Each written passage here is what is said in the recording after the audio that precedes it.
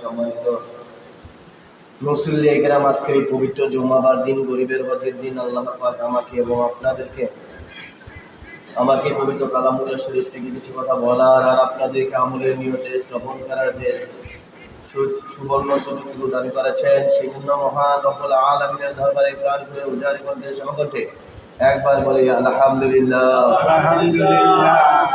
আমি আপনাদের সম্মুখে গত জুমায় আলোচনা করেছিলাম যে উহির ব্যাপারে, সবটা বলা হয়নি। আজকে বাকি যেগুলো আছে সেগুলো বলার চেষ্টা করব ইনশাল্লাহ। আমরা মনোযোগ সহকারে শোনার চেষ্টা করব। আমার আপনার নবীর উপর কিভাবে কোরআন নাজিল হয়েছে আর কেন নাজিল হয়েছে, এই জন্য আমরা একটু বিস্তারিত জানার দরকার আছে না নাই? কারণ কোরআন ছাড়া কি কোনো কিছু আছে? মানব জীবনের জন্য দুইটা হেদায়েতের রাস্তা দিয়ে গেছেন, একটি হলো কোরআন আর একটি হলো কি হাদিস। কোরআনটা হলো স্বয়ং আল্লাহ তাআলার কথা আর হাদিস হলো রাসূল পাক সাল্লাল্লাহু আলাইহি ওয়াসাল্লামের কথা। এখন হাদিস বাদ দিয়ে যদি আমি আল্লাহকে ধরি তাহলে আমি কি জান্নাত পাবো? আচ্ছা, আমি যদি আল্লাহর কিতাবকে বাদ দিয়ে রাসূলের কিতাবটা আঁকড়িয়ে ধরি তাহলে আমি আপনি কি জান্নাত পাবো? দুইটা সম্পূর্ণই নিয়ে কি করতে হবে? ইসলামকে ধরে রাখতে হবে, আঁকড়িয়ে ধরে রাখতে হবে। এক কথায় শেষ, আমার আল্লাহ তাআলাকে বাদ দিলে নবীকে পাওয়া যাবে না, আমার নবীকে বাদ দিয়ে দিলে আল্লাহকে পাওয়া যাবে না। ঘোষণা থাকা, তাহলে নবীকে পেতে হলে আল্লাহকে পাইতে হয়। আর যদি আল্লাহকে পেতে চাই তাহলে নবীকে পাইতে হবে, ঠিক কিনা? যখন নবুয়তের 40 বছর হয়ে গেল, আমার আপনার বিশ্ব নবী সাল্লাল্লাহু আলাইহি ওয়াসাল্লামের হেরা গুহায় মগ্ন থাকতেন, জাবালুন নূর হেরা গুহায় তখন মগ্ন থাকতেন। তখন এই অবস্থায় জিবরাইল আলাইহিস সালাম আয়েশা 4-5টি আয়াত প্রথম নাযিল করেছে, মনে আছে না আপনাদের? ইকরা বিসমি রাব্বিকাল্লাযী খালাক, খালাকাল ইনসানা মিন খালাক, ইকরা রাব্বুকাল আকরাম আল্লাযী আল্লামা বিল কলম, আল্লামাল ইনসানা মা লাম ইয়ালাম। এই 5টি আয়াত নাযিল হয়েছে পর তোমার প্রভুর নামে, যিনি কলমের দ্বারা আমাদেরকে শিক্ষা দিয়েছেন। আর বলেছে ইকরা রাব্বুকাল আকরাম, পর তোমার সর্বশ্রেষ্ঠ আল্লাহ তাআলার নামে।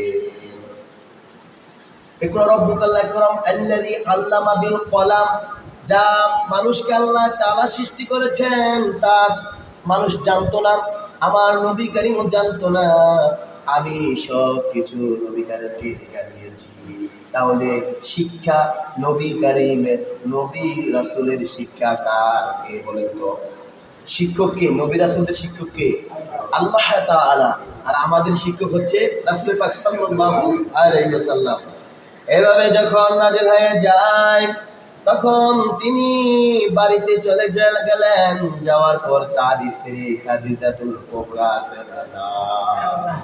খাদিজাতুল কুবরার কাছে গিয়ে বলে, আমাকে চাদর দাও, আমাকে কম্বল দাও, আমার কাপুনি হারাইতে গেছে। আমাকে কে যেন, আমার জিবরাইল আলাইহিস সালাম আমাকে চাপ দিয়ে ধরেছে, আমার অস্থির অবস্থা লেগেছে, আমার ভয় হয়। তখন খাদিজাতুল কুবরা সান্ত্বনা দিলেন। এইভাবে একের পর এক সান্ত্বনা দিলেন। বিস্তারিত কাহিনী গত জুম্মাতে বলেছি, সংক্ষেপে আজকে বলে মেইন বয়ানের দিকে চলে যাবো ইনশাআল্লাহ। কিভাবে? যখন তিনি বললেন, খাদিজাতুল কুবরা বললেন, তোমাকে আল্লাহ তাআলা কিছু দান করিতেছে, আমি দেখতে পেয়েছি আপনি নবী, আপনার কাছে নবুয়তের চিহ্ন পেয়েছি।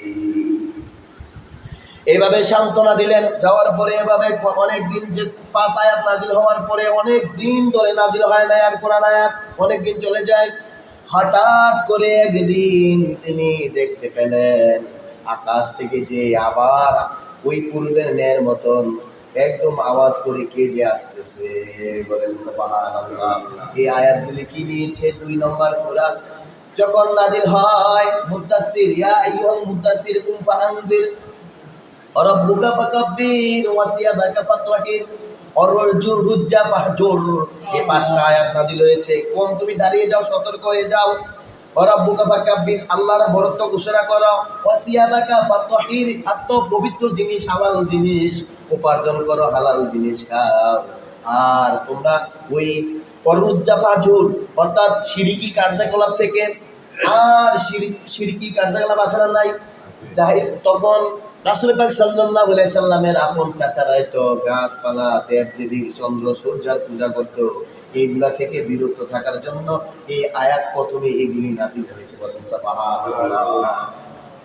এভাবে নাযিল হওয়ার পর বিশ্বনবী সাল্লাল্লাহু আলাইহি ওয়াসাল্লাম যখন এই আয়াত না আস্তে আস্তে করে নাযিল হতে শুরু করলো, তখন ওয়ালিদ ইবনে মুগিরার কি করে, ওয়ালিদ ইবনে মুগিরার এনে কি করছিলেন, অনেক লোককে দাওয়াত দিয়েছিলেন, ওয়ালিদ ইবনে মুগিরার ঘরে দাওয়াত দিয়েছিলেন। সেখানে নবী করিম সাল্লাল্লাহু আলাইহি ওয়াসাল্লাম গেছে, অনেক কাফের বেঈমানও কি করছেন, গেছে।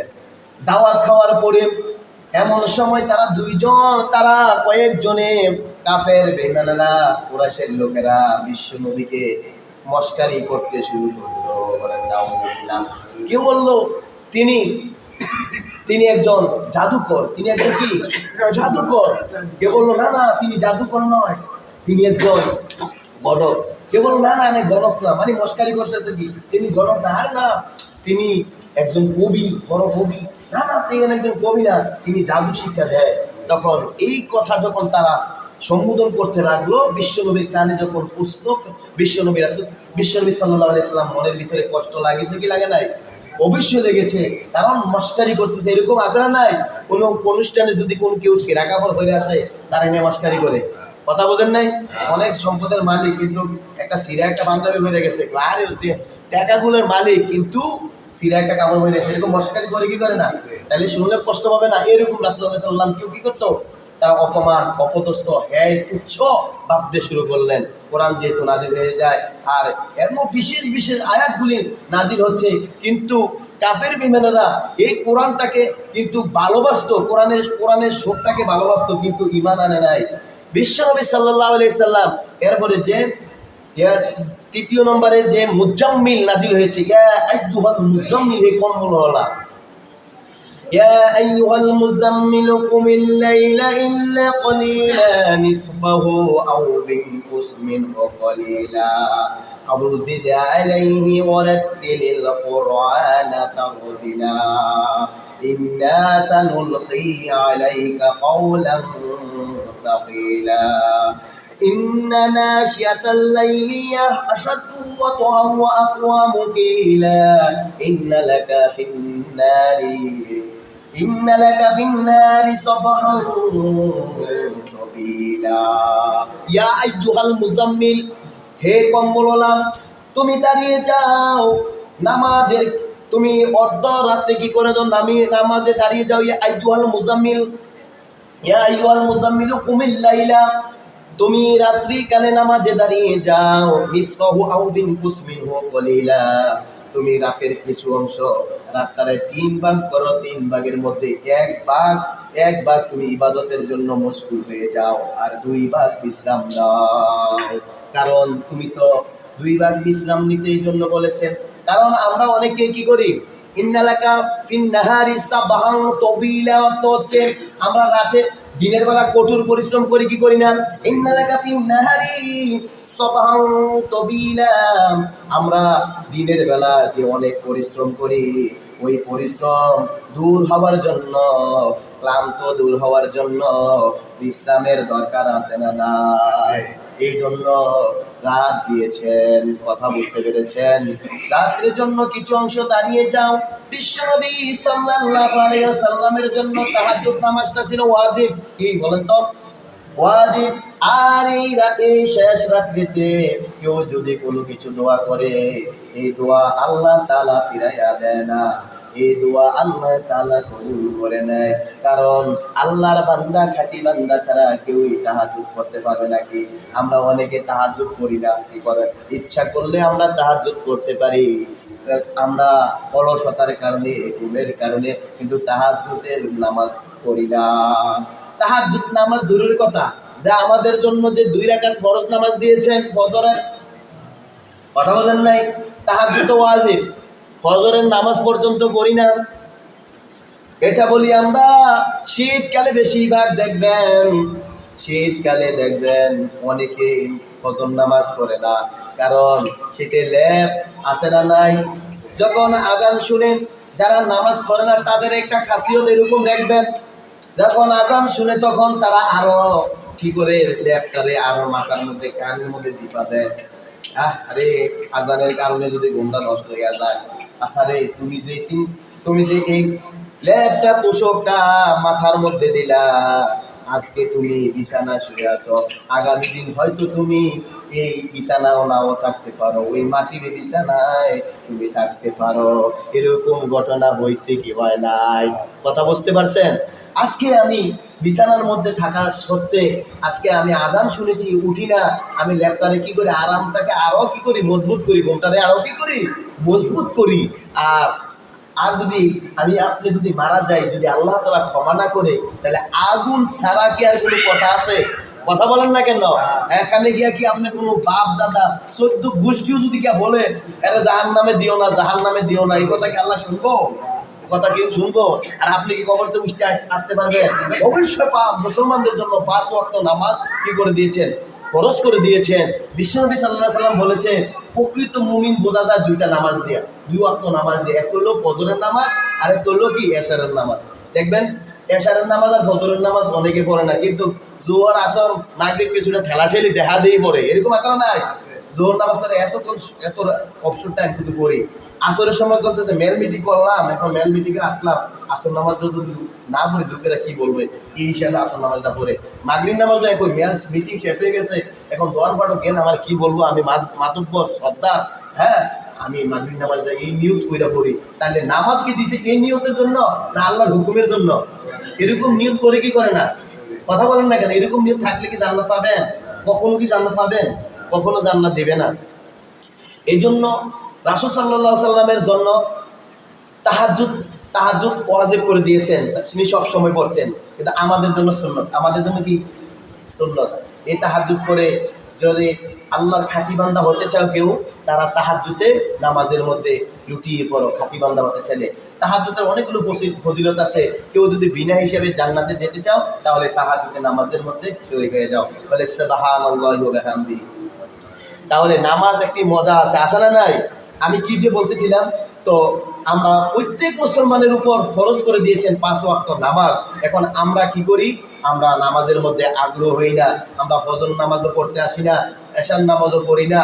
এভাবে যদি আমাদের দিন হেলায় হেলায় অবহেলা কেটিয়ে যায়, তাহলে আজরাইল যদি এসে যায়, তাহলে আমাদের কোনো উপায় আছে?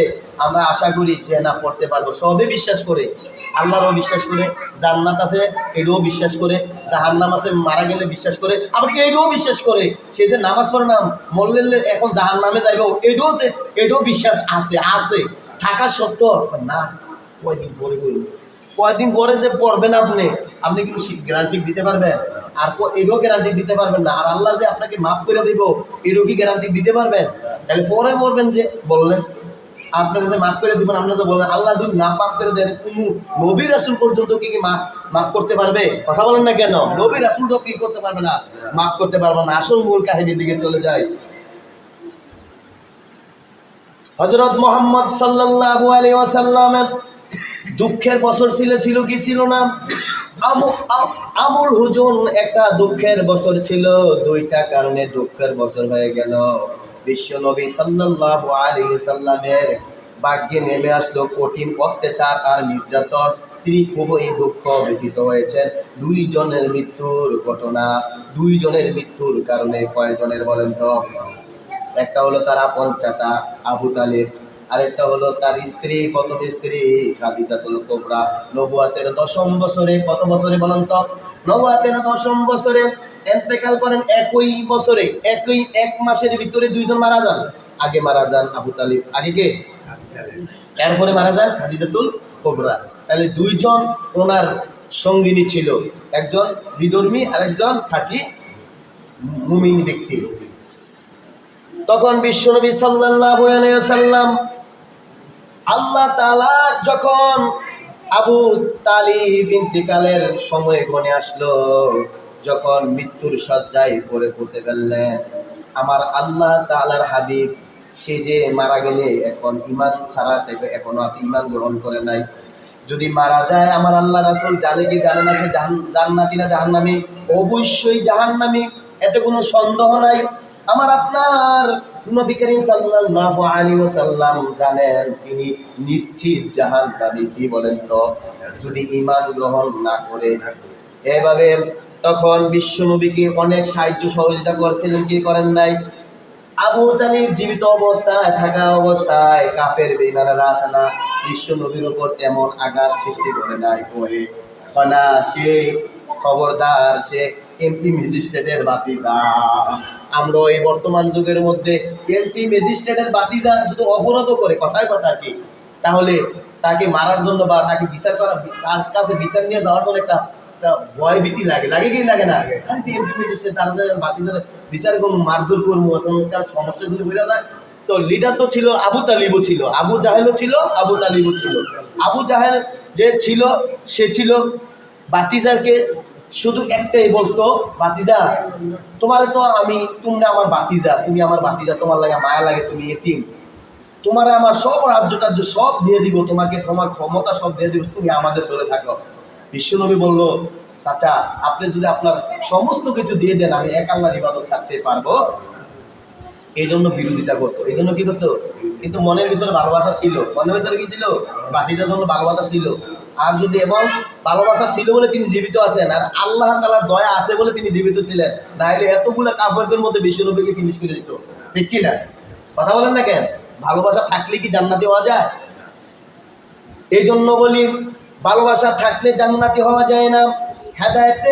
হেদায়েতের মালিককে আমার আল্লাহ তাআলা বিশ্বনবী সাল্লাল্লাহু আলাইহি ওয়াসাল্লাম তার হেদায়েতের জন্য দোয়া করলেন। আবু তালিবের জন্য মায়া হয়, চাচার জন্য, কারণ তিনি তার বাবার আদর পান নাই, তিনি পেয়েছেন তার চাচার আদর, অর্থাৎ উম্মুর রাজুলুন সিনু আবে, চাচা বাপের মতন। হাদিস এসেছে, চাচা কিসের মতন বলেন তো? বাপের মতন। বাপের স্নেহ, আদর, মায়া, যত্ন তিনি পেয়েছেন, চাচার জন্য মায়া হয়। চাচা যদি এই অবস্থায় মারা যায় জাহান্নামী হবে, তখন তিনি ইসলামের দাওয়াত দিতে নিয়ে গেলেন। ও চাচা শোনো, বলো লা ইলাহা ইল্লাল্লাহু কালিমাতুল্লাহ আও কালিমাতুশ শাহাদাত, আশহাদু আন লা ইলাহা ইল্লাল্লাহু ওয়া আশহাদু আন্না মুহাম্মাদান আবদুহু ওয়া রাসূলুহু, আশহাদু লাকা বিমা ইনদাল্লাহ। ও চাচা আপনি একবার বলুন আশহাদু আন লা ইলাহা ইল্লাল্লাহু ওয়া আশহাদু আন্না মুহাম্মাদান আবদুহু ওয়া রাসূলুহু। আমি সাক্ষ্য দিতেছি আল্লাহ ছাড়া কোনো মাবুদ নাই, আমি আরো সাক্ষ্য দিতেছি হযরত মুহাম্মদ সাল্লাল্লাহু আলাইহি সাল্লাম আল্লাহ তাআলার প্রেরিত রাসূল। চাচা যদি আপনি এইটাও যদি না বলেন, অন্তত পক্ষে লা ইলাহা ইল্লাল্লাহু মুহাম্মাদুর রাসূলুল্লাহ এই বাক্যটা আপনি একবার বলেন, আমি ওয়াদা দিলাম রে চাচা, আমি জান্নাতের জিম্মাদার, আমি তোমার জন্য হয়ে যাব। বলেন সুবহানাল্লাহ। কি বললেন? আশহাদু লাকা বিহা ইনদাল্লাহ, আমি আল্লাহ তাআলার নিকট সুপারিশকারী হয়ে যাব তোমার জন্য, তুমি শুধু একবার কালিমা পড়ো। তখন এখানে উপস্থিত ছিলেন তার ভাইয়েরা, আবু তালিবের ভাইয়েরা আছে না নাই, অর্থাৎ বিশ্বনবী সাল্লাল্লাহু আলাইহি সাল্লামের চাচারা এখনো অনেকে উপস্থিত ছিলেন। তখন তার আবু জাহেল, সাইবা উদ্দারা বলতেছে, হাই খবরদার আবু তালিব, তুমি তুমি আতরাগাবু আম্মাল মিল্লাতি আব্দুল মুতাল্লিব, আতরাগাবু থেকে তুমি কি তোমার বাপ দাদার পিতৃপুরুষের জন্ম কি তুমি পরিত্যাগ করতে চাও নাকি? তখন তিনি বলল, আমি পরিত্যাগ করতে চাই নাই। তখন একবার আবু তালিব তার বাইরদের দিকে তাকায়, আর একবার বিশ্বনবী সাল্লাল্লাহু আলাইহি সাল্লামের নুরানির চেহারার দিকে তাকায়। এই দৃশ্যগুলি যখন আসলো, বিশ্বনবীদের চোখের পানি ছেড়ে দেয়। সে তো আনবেন এরকম মতামত, তখন শেষ পর্যন্ত তার কালিমা নসিব হয় নাই। এতটুকু নসিব হয়েছে যে আম্মার মিল্লাতি, যে মা আলা মিল্লাতি আব্দুল মুত্তালিব, আমি মুত্তালিব এবং আমি পিতৃপুরুষের ধর্ম অনুযায়ী আমি মরতে চাই। বলেন নাউযুবিল্লাহ। এইভাবে ইন্তেকাল করলেন বিশ্বনবী। দুঃখ ভ্রান্তান্ত হয়ে গেলেন, আরো দুঃখ পেয়ে গেলেন, এতটা দুঃখ পেলেন বলার মতো নয়। এখন বিশ্বনবী জানে সে জাহান্নামী। এখন কি জাহান্নামী। বিশ্বনবী বলল, হায় রে, আমার জন্য এত কিছু করলো, আমি আমি আজকে আল্লাহর কাছে দোয়া করে আমি আজকে আমার চাচাকে ঈমান গ্রহণ করতে পারি নাই, আমার মতো ব্যর্থ আর নাই। তখন আল্লাহ তাআলা আকাশ থেকে জিবরাইল আলাইহিস সালাম সালামের মাধ্যমে আয়াত নাজিল হয়ে যায়। তখন দুইটা আয়াত নাজিল হয়, তখনই দুইটা আয়াত নাজিল হয় মৃত্যুর সময়। একে আবু তালিবকে কেন্দ্র করে দুইটা আয়াত নাজিল হয়। কয়টা আয়াত? একটা হলো সূরাতুল তওবা 113 নম্বর আয়াত। কত নম্বর? 113 নম্বর আয়াত।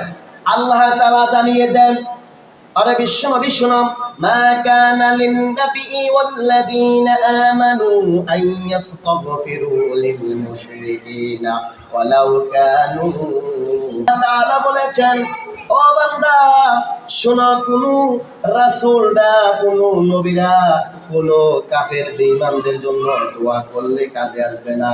কারণ কাফের বেঈমানরা যতক্ষণ জীবিত থাকে ততক্ষণ পর্যন্ত তুমি দোয়া করতে পারবা। এর মৃত্যুর পরও যেন বিশ্বনবী দোয়া করতেছেন, চাচা তুমি ঈমান আনো। আল্লাহ তাআলা জানিয়ে দেও, আমার হাবিব যেন এখন স্টপ হয়ে যাও। এতক্ষণ তুমি দোয়া করেছ, আমি আয়াত নাজিল করিনি। এখন যখন তার দেহ থেকে রূহটা বাহির হয়ে গেল, ওরে হাবিব, তুমি যতই চিল্লাও, যতই কান্নাকাটি করো, ওই কাফের মুশরিকদের জন্য দোয়া কোনো কাজে আসবে না। এতে বোঝা গেল জীবিত থাকা অবস্থায় কাফের বেঈমানদের জন্য হেদায়েতের জন্য দোয়া করা যাবে, কিন্তু মারা গেলে তখন আর দোয়া করলেও কাজে আসবে না। এই আয়াত দ্বারা বুঝাতে চেয়েছেন কাফের বেঈমানরা জীবিত থাকা অবস্থায় কি করবেন? দোয়া করতে পারবেন। আর যখন মারা যায় বেঈমান কাফের, তখন কি দোয়া করলে আর কাজে আসবে? কাজে আসবে না। আইয়াস্তাগফিরু লিল মুশরিকিনা ওয়ালাউ কানু উলি কুরবা।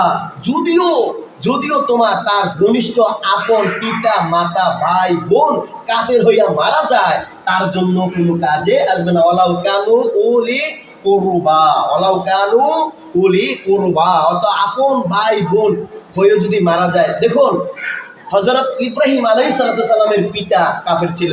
এই পিতার জন্য কাল হাসরের মাঠে হাদিস এসেছে, হাসরের মাঠে তখন ইব্রাহিম আলাইহিস সালাম সামনে তার বাবাকে আযাব দিবেন। তখন তার ইব্রাহিম আলাইহিস সালামের মায়া হবে, ভাই আল্লাহর কাছে ফরিয়াদ করবে, আল্লাহ আমার বাবাকে, এটা আমার বাবা শুকুরের মতন চেহারা নিয়ে সামনে দাঁড় করাবে।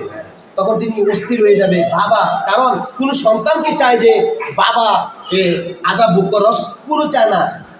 একটাই কথা, আমার সম্মুখে যদি আমার বাবাকে শাস্তি দেয়, আমার মন মানবে না, আপনারও মন মানবে না। বা আপনার সন্তানকে যদি বাবার সম্মুখে শাস্তি দেয় আগুনে পুড়ে, আপনার মনটা কি মানবে না। তখন তিনি এই মায়া মমতা আল্লাহর কাছে দোয়া করলেন, তখন বললেন, না, তোমার দোয়াও কাজে আসবে না। তাহলে ইব্রাহিম আলাইহিস সালামের পিতাও ছিল কাফের। কথা বুঝতে পেরেছেন? শুধু তাই নয়, আরো দুইজন নবীর স্ত্রী ছিল কাফের। দুইজন নবীকে, নূহ আলাইহিস সালামের স্ত্রীও কাফের ছিল, লূত আলাইহিস সালামের স্ত্রী কি ছিল? কাফের ছিল। তাহলে তারা তো নবী, তারা যে দোয়া করবে বা হাসরের মাঠে, কিন্তু এই দোয়া কোনো কাজে আসবে না। যতই আপনজন হোক, যতই আপনজন হোক, এই দোয়া কাজে আসবে না। এরপরে বলছে মিন বাদি মা তাবায়্যানা লাহুম, এতে স্পষ্ট হয়ে গেল আন্নাহুম আসহাবুল জাহিম। এতে স্পষ্ট হয়ে গেল ওই কাফের বেঈমান যত ঈমান না আনে মারা গেল, তারা চিরস্থায়ীভাবে জাহান্নামী। বলেন নাউযুবিল্লাহ। তাহলে এতে বোঝা গেল নবী করিম সাল্লাল্লাহু আলাইহি সাল্লামকে ভালোবাসলে জান্নাতে যাওয়া যাবে না। নবী করিম সাল্লাল্লাহু আলাইহি সাল্লামের আদর্শ অনুসরণ দ্বারা কি হলো? জান্নাত পাওয়া যাবে। আদর্শ অনুসরণ আমি আগামী জুমাতে বলার চেষ্টা করব। আদর্শ কি? যে আমরা একটা কোরআন আয়াত পড়ি না, এই কোরআন আয়াতটা বলে আর কিছু বিস্তারিত বলে এবং খাদিজাতুল কুবরার ঘটনা বলে শেষ করে দেব ইনশাআল্লাহ।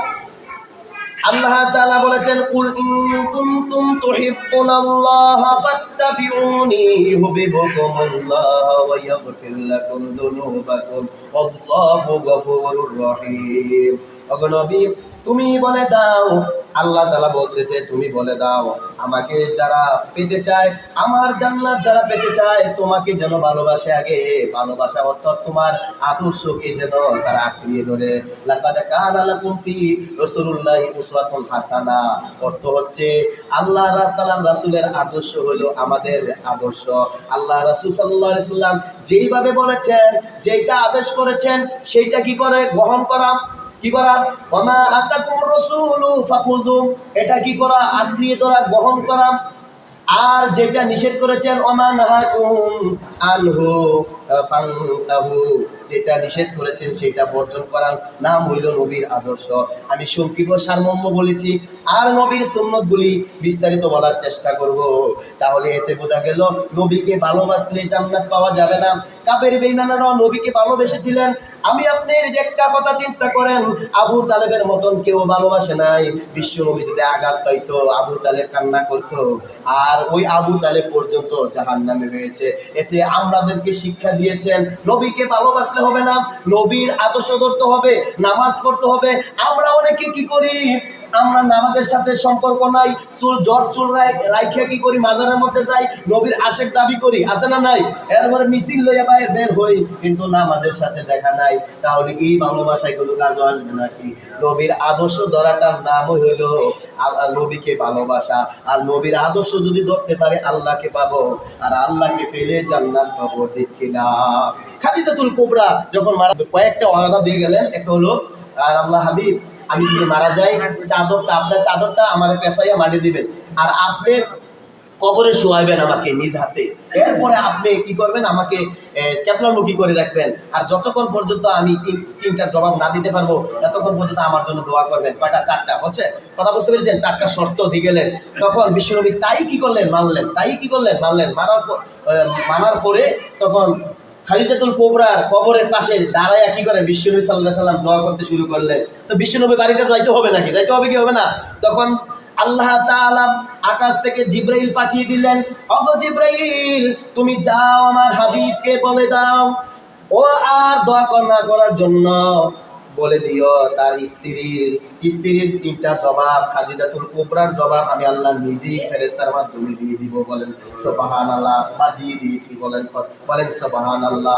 তাহলে এতে দুঃখের বছর বলা হয় আবু তালিব এবং হযরত খাদিজাতুল কুবরার এই দুইজনের মৃত্যু ঘটনা নিয়ে কি হয়েছে, আমুল হুজুর, মানে দুঃখের বছর তখন রাসূলুল্লাহ সাল্লাল্লাহু আলাইহি ওয়াসাল্লামের ছিল। তখন এই যখন তারা দুইজন মারা যায়, তখন কি হলো, এই যে মক্কার কাফের বেঈমানেরা বিশ্বনবী সাল্লাল্লাহু আলাইহি ওয়াসাল্লামের উপর অত্যাচার আরো নির্যাতন কি করে দিল, বাড়িয়ে দিল। বিশাল কাহিনী। এরপরে তার মেলার হয়েছে। এরপরে কি, তাকে সান্ত্বনা, বিশ্বনবীকে প্রত্যেকটা যেখানে দুঃখ পাইতেন যেখানে কি করতেন, আল্লাহ তাআলা সান্ত্বনা দিতেন। আর বিশেষ করে এই বছরটারে দুঃখ বেশি পাওয়ার কারণে এই জন্য মেরাজ হয়েছে। মেরাজ তো কি জানি, সরাসরি আল্লাহ তাআলার সাথে সাক্ষাৎ, সরাসরি কি আল্লাহ তাআলার সাথে সাক্ষাৎ করিয়া তখন তাকে সান্ত্বনা দিয়েছে। বিশাল কাহিনী, সেদিকে তো আমি যাবো না। যতটুকু বলেছি ততটুকু বুঝার তাবুক দান করে সকল বলে আমিন। যারা নামাজ পড়েন নাই, নামাজ পড়েন।